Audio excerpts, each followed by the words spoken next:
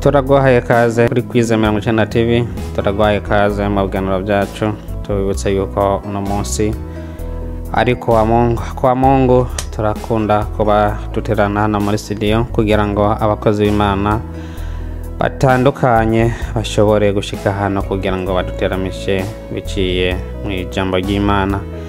Nkuko twamatu bikora, tugusabe ugire share kugira ngo abariko baradukurikirana bashobore kuba benshi. Hariho benshi badukurikirana kuri Facebook live na YouTube. Tugusabe rero ugire share kugira ngo ibiganiro byacu bishike kuri benshi. Turakwifurije igitondo cyiza, turakwifurije igoroba cyiza bivanye naho herereye.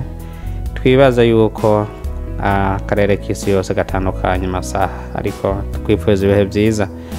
Uno munsi rero turafise umukozi w'Imana yamayitanga gashika hano muri studio kugira ngo ashobore guteramana namwe biciye mu ijambo ry'Imana. Tugusabe rero wewe uriko dukurikirana muri kano kanya ugire share kugira ngo ubutumwa bwiza dutekereye kuri uno munsi bushike kuri benshi. Tutaratangura rero reka tubanze tumuha akanya abaramutse, hanyuma turacha tugaruka hano muri studio. Karibu.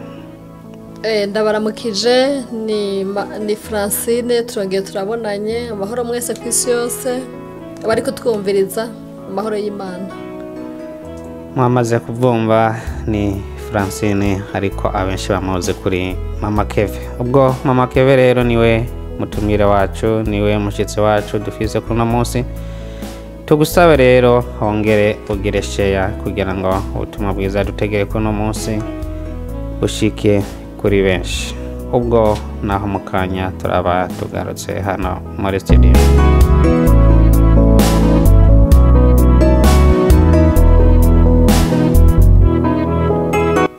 Eka tugusabe wewe ugire share kuri Facebook live kugira ngo abataramenya yuko Bwiza TV iri ku murongo bashobore kubona notification bamenyesha yuko turi ku murongo. Eka wowe uri kurakurikira kuri Facebook live, kuri YouTube ku channel yacu ya Bwiza TV hariho uburyo bwinshi ushobora kugira share kugira ngo bushike kuri benshi. Nimba wabikoze rero eka tugushimire wewe kukigoro wakoze, kuko ubu uriko urakwiragiza ubutumwa.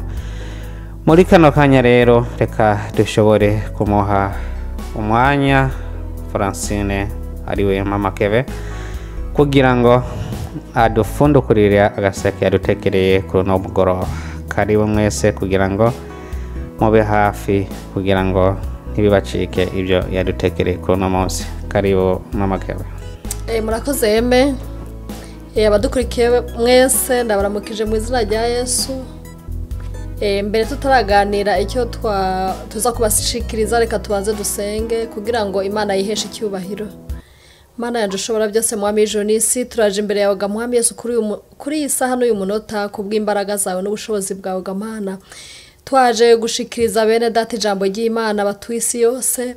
Turazi neza ga mwami Yesu ko tuza kuvuga nawe akaba ari wowe wivugira ga Mana. Turagushimiye kuza kubana natwe, turagushimiye ku bwoko bwawe ku isi yose baza kubyumva rikabagira umumaro. Tubigusabye mu izina ryawe ryera, amen. Kandi ubwo tugiye gusoma muri Zaburi,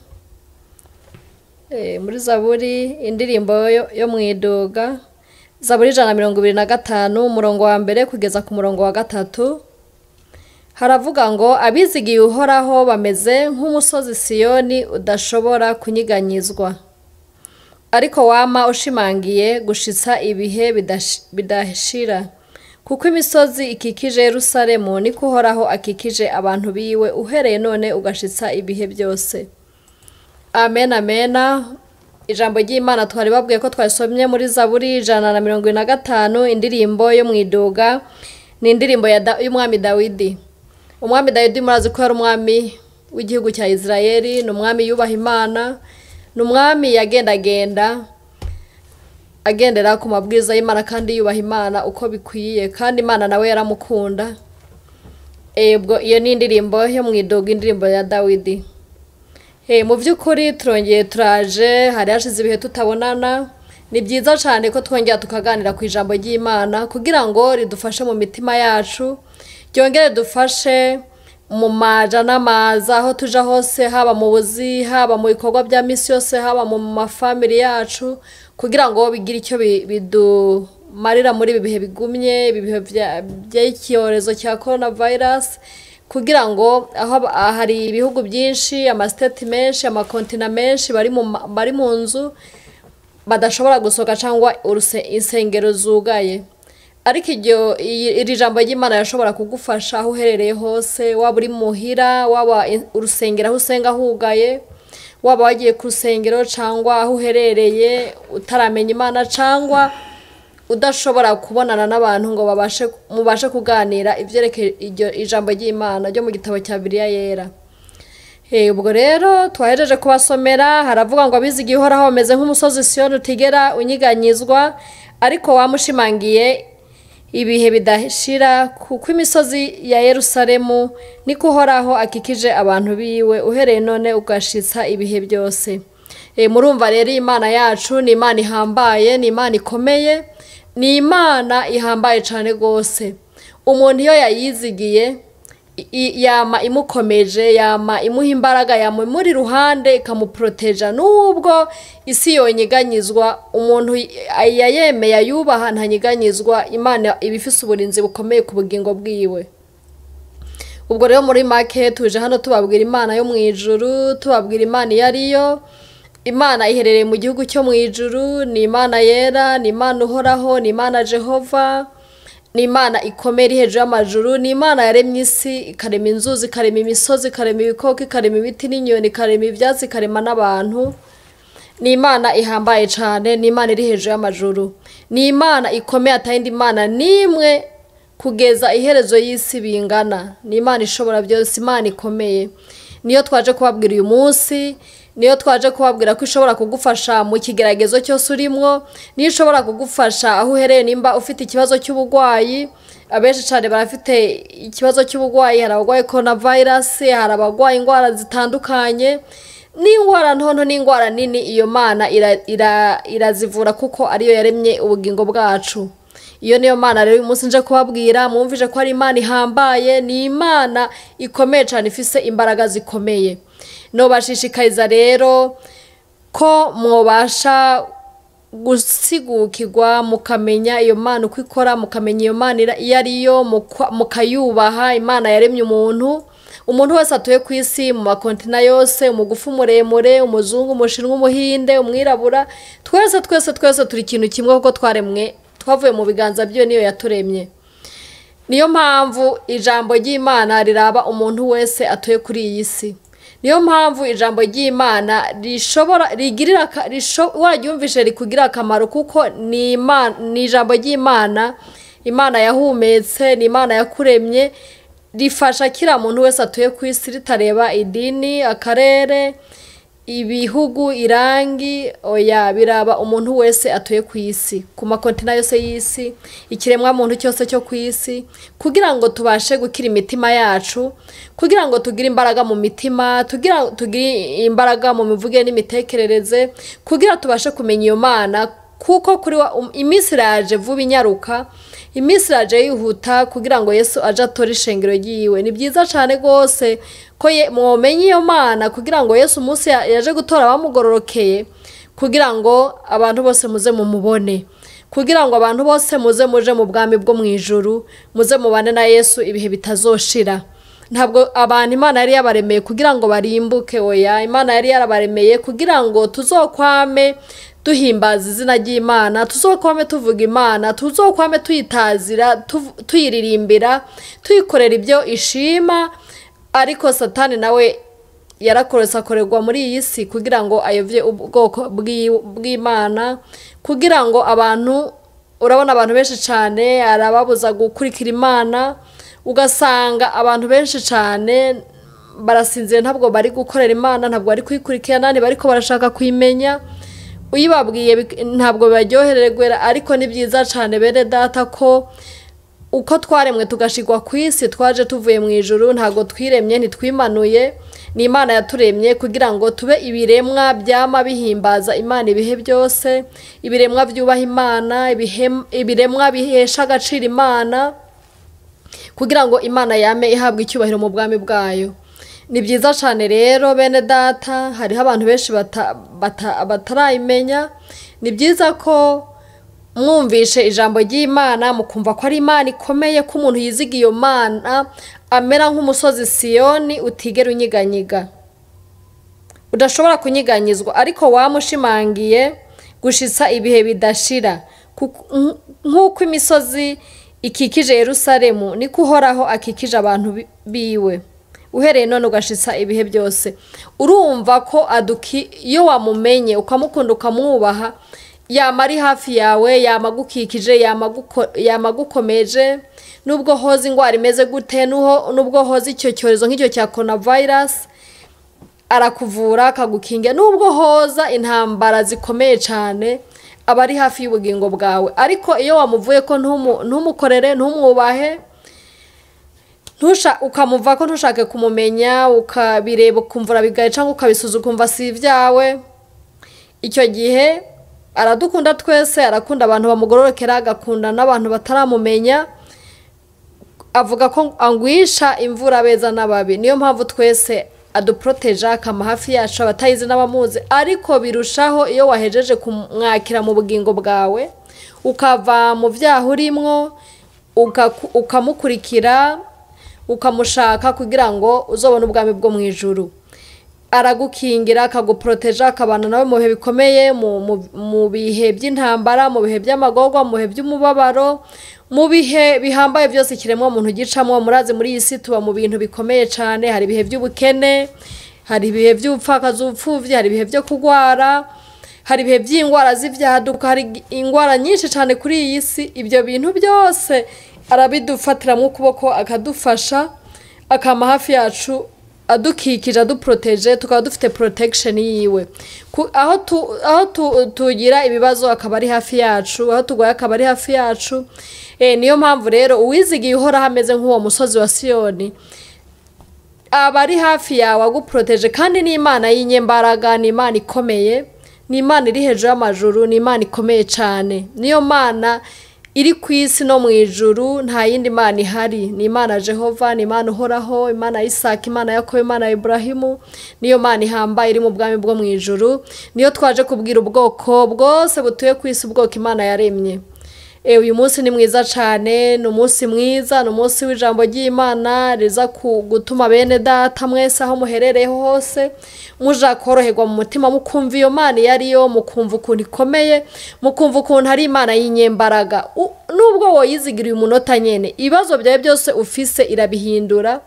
Ihejeje kubihindura, ugasigara imizigo wari wikoreye igaca igwa hasi. Imizigo wari wikoreye ni imizigo y'ibyaha, ni imizigo y'ubugwayi, imizigo y'ubukene, imizigo yo kubura abacu, imizigo y'ubugwayi, imizigo yo kubura aho tuba, imizigo ni ibintu bikomakomeye biba bidukikuje, biriko biradukwega kugira ngo bidute mu mubabaro, mu gahinda, mu bibazo. Iyo rero wabwiye Imana ukayibwira ati ibibazo byanje ni ibi, ibiri karibu yawe yo wamwizigiye, wizeye iyo Mana yawe, iyo umwubaha, iyo wemeye ukagendera mu inzira yiwe kugira ngo abe umwami n'umukiza wawe ubugingo bwawe, aba ari kumwe nawe ibihe byose, umunota ku munota. Nubwo hoza amabomba kubita, nubwo hoza intambara z'ubwoko butandukanye, nubwo hoza amagorwa y'ubwoko butandukanye, nubwo hoza ibiguhiga, nubwo hoba ari mu mwiza w'icura burindi, iyo Mana ntabwo inanirwa kumurika, nta nubwo inanirwa kuba hafi yawe ngo izigutabare, kuko ibikwegereje iyo wayizigiye. Uhoraho rero ni Imana ikomeye, ni Imana Jehova, nurumva ni Imana iri hejuru y'amajuru kandi ikomeye, n'umwami w'abami. Niyo mpamvu rero kuri uyu munsi wa Mungu, niyo mpamvu twaje kuganira, nanejejwe nuko twoganira tugasangira hamwe n'ubwoko bwayo butuye ku isi yose, kugira ngo twumve ukuntu Imana yacu ikomeye, twumve ukuntu umuntu yayizigiye, umuntu ayubaha, umuntu ayihigije n'umutaga, ukuntu imufasha mu bintu byose, ukuntu ahahagaze biba bihagararanye mukikuje, iyo aryamye wicaye ugenda uri mu buzi, uri mu bibazo bitandukanye, ibigukikuje muba muri kumwe. Ni byiza cyane kubaha uhoraho, ni iby'igiciro gikomeye cyane, ni ibintu bihambaye cyane, kuko uhoraho iyo wamwizigiye abana nawe umunota ku munota, akakurinda ibibi n'ibyiza.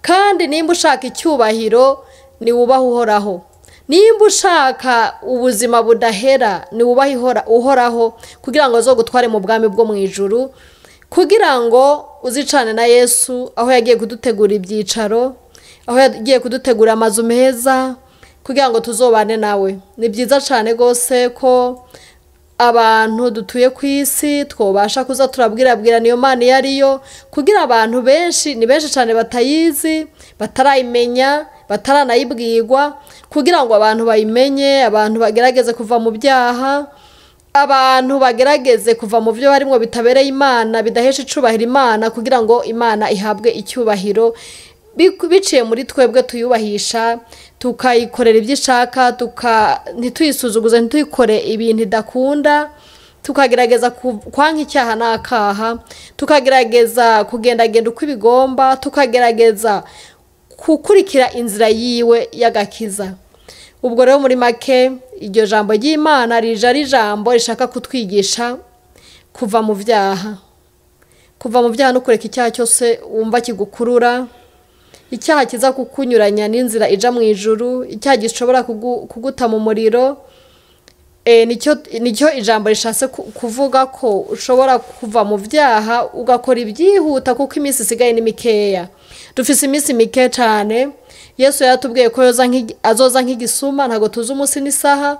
Niyo mpamvu tugomba abantu twese dutuye ku isi, tumaze kumva ijambo ry'Imana, tuza turagiyumvira, turitekereze ko twumve aho rijanye naho rishira, kugira ngo ritubohore imitima yacu, yongere ibe mishasha, kugira ngo Yesu aje gutora abantu biwe, tuze tubone ubwami bwo mu ijuru, tuze twicana nawe imyaka yose, tuze tubane nawe ibihe bitazoshira, kuko n'umwami akomeye, n'umwami w'abami, ni Imana ikomeye cyane. Rero ni byiza cyane ko twogerageza tugashakisha ukuntu kwakira Yesu mu bugingo bwacu, uko twoshaka abakozi Imana ku mpande zose z'isi, ku makontina yose abakozi Imana barahari. Yesu arafise abakozi biwe benshi cyane ku isi, bafasha ibiremwa byayo kugira ngo bave mu byaha aho baherereye, haba mu makontina ya Europe, haba mu makontina ya Australia, haba muri Canada, haba muri za Europe, za Afrika, za Oceania, za Atlantique, hose hari abakozi b'Imana, hose ku mpande zose z'isi hariho abakozi bayo yatoranyije, kugira ngo baze barafasha ubwoko bwayo bukeneye kumenya Imana, bukeneye kuva mu byaha bukaja mu muco. Ni byiza cyane, muzobabona hariho insengero, uraja mu rusengero bakakuyobora, ukaganira na pasiteri akakwereka icyo gukora, uzogura n'igitabo cya Bibiliya kugira ngo uzasome ijambo ry'Imana, nibyo bizoshobora kugukura aho baswe n'icyaha kanaka, icyaha icyo ari cyo cyose. Cyaba icyaha gito n'ikinini, byose ni icyaha gikomeye imbere y'Imana.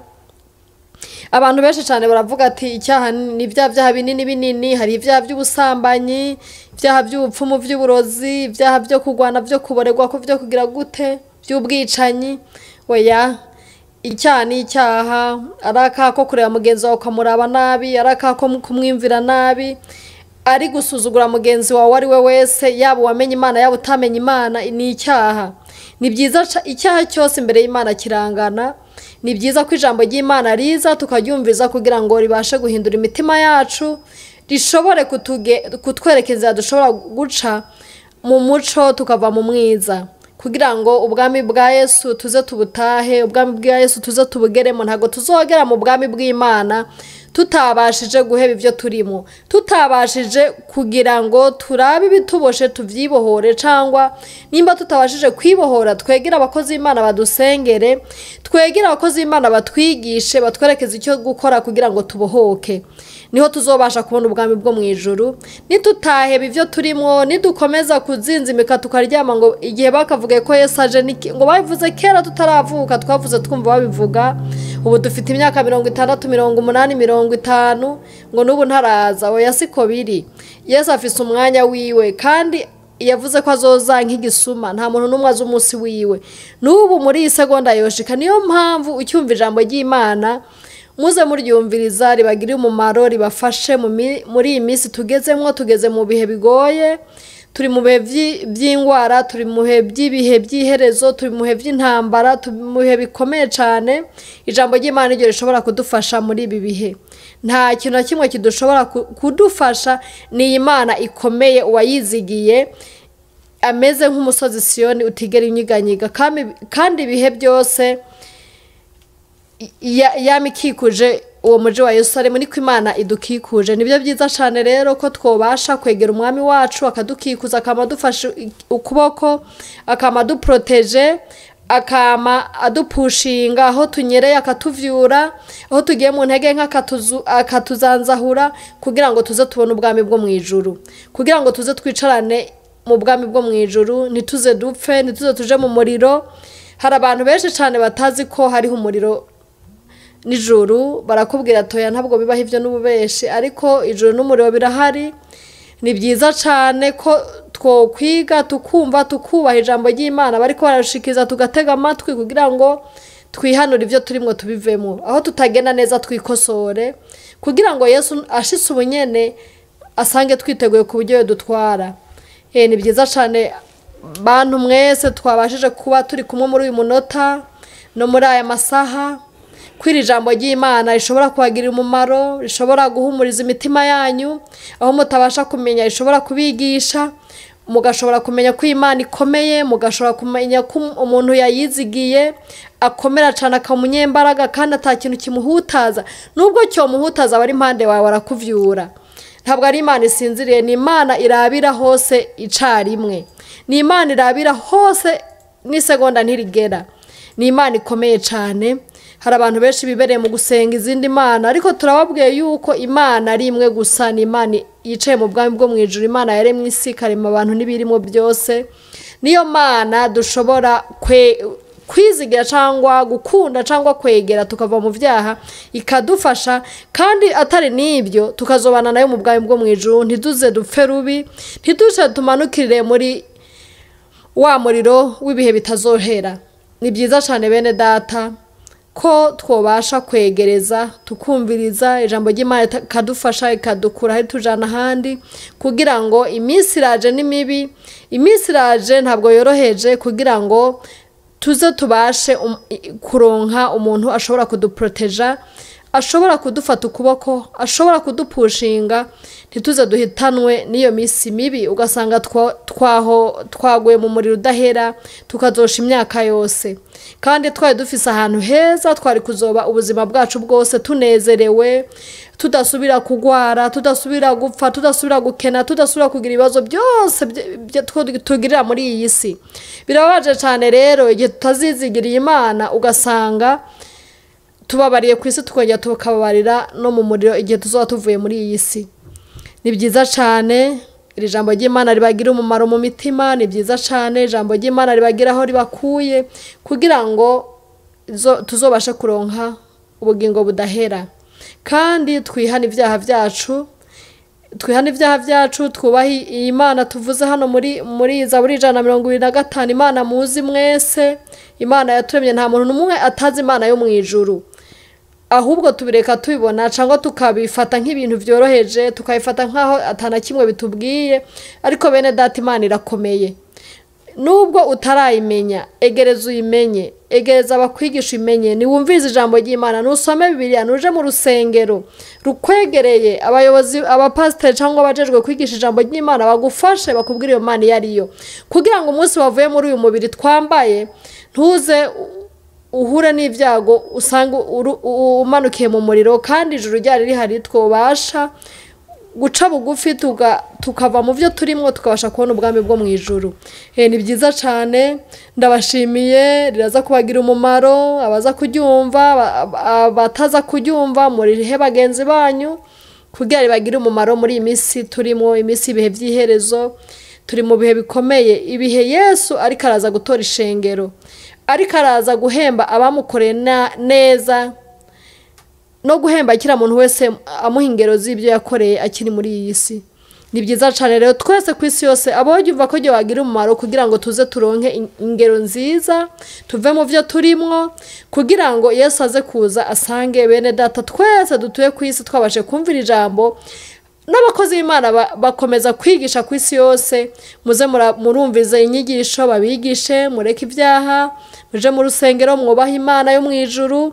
Abari gusenga ibigirwamana mubireke, mumenye ko Imana ari Imana imwe yo mu ijuru yaremye umuntu, apana gusenga inka, inzuzi bita amabuye, gusenga ibigirwamana by'abagore ibishushanyo bibajije.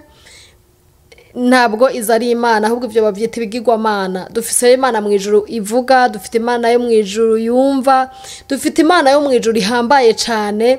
Ni wayiyegereza izogufasha, igukure mu gusenga ibyo bigirwamana, igukure mu guterekera no mu bapfumu, igukure mu marozi, mu bintu byose bitabereye.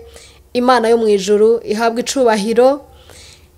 Tubaye tureke ngaha, tuzosura kubonana uwundi munsi nitwapanga kuza kubashikiriza irindi jambo abaryumvishe mwese ribagira umumaro, ridufashe, ritwubake, ridukura hari dushisa ahandi, kugira Yesu yoshika n'ubu ritugire umumaro, kugira tuze tubane nawe mu bwami bwo mu ijuru. Imana ihabwa icyubahiro. Ndabasezeye mu izina rya Yesu. Reka dusezerane dusenga kugira ngo tuze tubashe kuzosubira kubonana mu yindi minsi. Mana yanje ushobora byose, mwami w'ijuru n'isi, turagushimiye Mana. Turakweresa ubwoko bwawe butuye ku mpande zose z'isi. Turakweresa abantu bose wiremeye mu makontina yose gamana mu bihugu byose by'isi. Mwami Yesu, imitima yabo yugurure, imitima yabo igirira umumaro, iri jambo ribagirira umumaro, ribubake, ribahindure. Abantu babatuye ku isi yose abatarakumenya babashe kukumenya Mana, bamenye kuri Imana ikomeye yicaye mu bwami bwo mu ijuru, bamenye kuri Imana yaremye isi, ukarema ijuru, ukarema n'abantu, ukarema ibintu byose biba mu isi.